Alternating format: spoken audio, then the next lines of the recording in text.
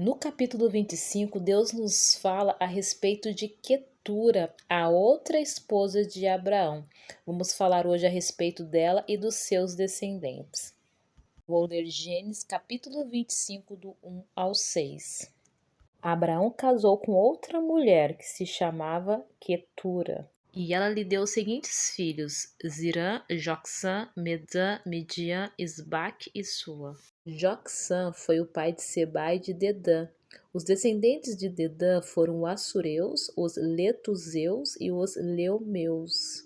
Os filhos de Midian foram Efa, Éfer, Enoque, Ábida e Elda. Todos esses foram descendentes de Quetura. Abraão deixou tudo o que tinha para Isaque. Dentre os filhos de Abraão e Quetura, tem um que se destaca, que é Midian, os midianitas. Vamos ver o que a Bíblia fala sobre eles.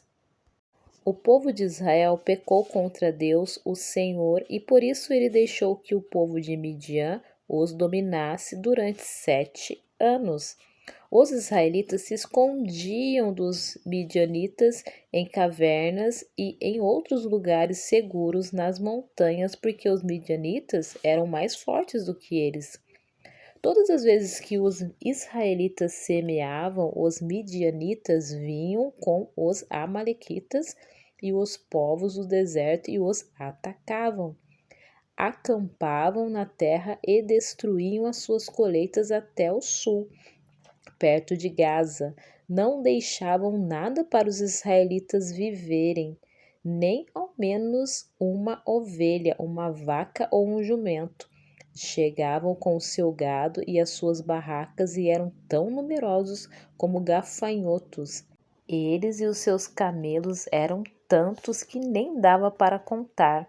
Vinham para destruir a terra, e o povo de Israel não podia com eles. Então os israelitas pediram socorro a Deus, o Senhor.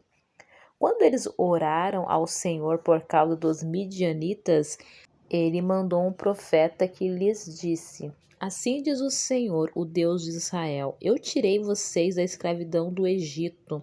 Eu os livrei dos egípcios e dos que lutaram contra vocês aqui nesta terra. Expulsei os seus inimigos e dei a vocês a terra deles. Eu disse que sou o Senhor, o Deus de vocês, e que vocês não deviam adorar os deuses dos amorreus que viviam nesta terra, mas vocês não quiseram me ouvir. Por causa da desobediência do povo de Deus, Deus traz o juízo sobre eles por meio dos midianitas. Outra situação em que os midianitas aparecem é na história de José, quando os irmãos, por inveja, querem matá-lo. Eles viram José de longe e antes que chegasse perto, começaram a fazer planos para matá-lo. Eles disseram: Lá vem o sonhador. Venham, vamos matá-lo agora. Depois jogaremos o corpo num poço seco e diremos que um animal selvagem o devorou. Assim, veremos no que vão dar os sonhos dele. Quando Rubem ouviu isso, quis salvá-lo dos seus irmãos e disse: Não vamos matá-lo, não derramem sangue.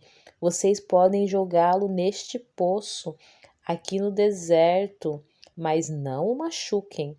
Rubem disse isso porque planejava salvá-lo dos irmãos e mandá-lo de volta ao pai. Quando José chegou no lugar onde seus irmãos estavam, eles arrancaram dele a túnica longa, de mangas compridas que ele estava vestindo. Depois o pegaram e jogaram no poço que estava vazio e seco, e sentaram-se para comer. De repente viram que ia passando uma caravana de ismaelitas que vinham de Gileade e ia para o Egito. Os seus camelos estavam carregados de perfumes e de especiarias. Aí Judá disse aos irmãos: O que vamos ganhar se matarmos o nosso irmão e depois escondermos a sua morte? Em vez de o matarmos, vamos vendê-lo a esses ismaelitas. Afinal de contas, ele é nosso irmão, é do nosso sangue. Os irmãos concordaram. Quando alguns negociantes midianitas passaram por ali, os irmãos de José os tiraram do poço e o venderam aos ismaelitas por 20 barras de prata, e os ismaelitas levaram José para o Egito. Judá diz que, afinal, eles são nossos irmãos, né? Realmente são, mas eles são inimigos ferrenhos de Israel. Nesse texto conseguimos ver dois povos inimigos de Israel, ismaelitas e midianitas. Eu li Gênesis 37, do 18 ao 28. Outra situação que podemos ver Midian é na história de Moisés. Moisés já era homem feito. Um dia ele saiu para visitar o seu povo e viu como os israelitas eram obrigados a fazer trabalhos pesados. Viu também um egípcio batendo num israelita, um patrício seu. Moisés olhou para os lados e, vendo que não havia ninguém ali, matou o egípcio e escondeu o corpo na areia. No dia seguinte voltou e viu 2 israelitas brigando.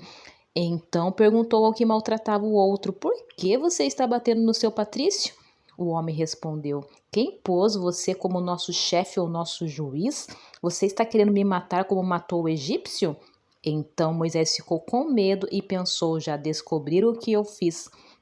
Quando o rei do Egito soube do que Moisés havia feito, quis matá-lo, porém ele fugiu e foi morar para a terra de Midian. Jetro, o sacerdote de Midian, tinha 7 filhas. Certo dia, quando Moisés estava sentado perto de um poço, elas vieram tirar água e encheram os bebedouros para dar de beber às ovelhas e às cabras do seu pai. Então chegaram alguns pastores e começaram a enxotar as moças dali. Porém, Moisés se levantou e as defendeu e deu água aos animais. Quando elas voltaram ao lugar onde o seu pai estava, ele perguntou: por que vocês voltaram tão cedo hoje? Elas responderam: um egípcio nos defendeu dos pastores, tirou água para nós e ainda deu água para nossos animais. E onde está ele? Perguntou Jetro. Por que vocês os deixaram lá?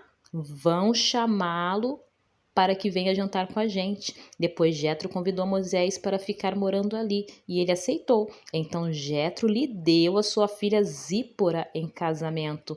Quando ela teve um filho, Moisés pôs nele o nome de Gerson e disse: sou hóspede em terra estrangeira. Gênesis capítulo 2, do versículo 11 ao 22. Podemos ver aqui na história de Moisés mais um inimigo de Israel, que são os egípcios, e também irmãos entre irmãos brigando, israelitas com israelitas. E Moisés casa, né, com uma midianita, que é a Zípora. E vamos ver a última referência que eu vou citar aqui nesse estudo, que está em Abacuque, capítulo 3. Abacuque, capítulo 3, fala a respeito da vinda de Cristo, o retorno glorioso e vitorioso do nosso Senhor Jesus. E também faz referência ao povo de Midian. Deus vem vindo da terra de Edom, o santo Deus vem do monte Parã. A sua glória cobre os céus e na terra todos o louvam. Ele brilha como a luz e os raios de luz saltam da sua mão, onde se esconde o seu poder. Na frente dele vão as pragas terríveis e atrás vêm doenças mortais.